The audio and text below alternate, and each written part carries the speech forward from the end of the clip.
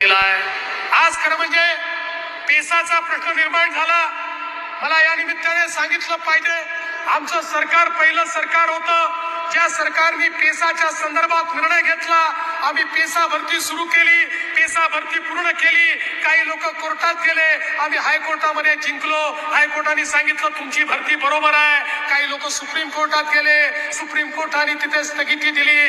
काळजी करू नका, पेसाचा प्रश्न देखील मुख्यमंत्र्यांच्या नेतृत्वात हेच सरकार या ठिकाणी सोडवेल। आणि ज्यांना पेसाच्या अंतर्गत निवड झालेली आहे, आम्ही सुप्रीम कोर्टामध्ये गेलो, सोमवार मंगळवारी केस लागणार आहे। सुप्रीम कोर्टाला विनंती केली आहे, तुम्ही आम्हाला यांना भरतीचे नियुक्ती पत्र देण्याच्या संदर्भात आम्हाला त्या ठिकाणी परवानगी द्या।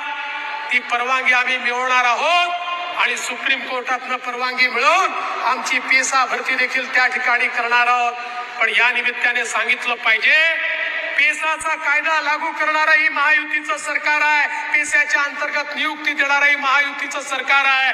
ज्यावेळी महाविकास आघाडीला त्या ठिकाणी संधी होती त्यावेळी त्यांनी कधीही पेसाचं काम केलं नाही। आणि म्हणून माझ्या आदिवासी बंधूंना देखील सांगतो आणि आमच्या मुलांना देखील सांगतो, तुमची चिंता आम्हाला आहे। काहीही झालं तरी तुम्हाला उघड्यावर आम्ही पडू देणार नाही।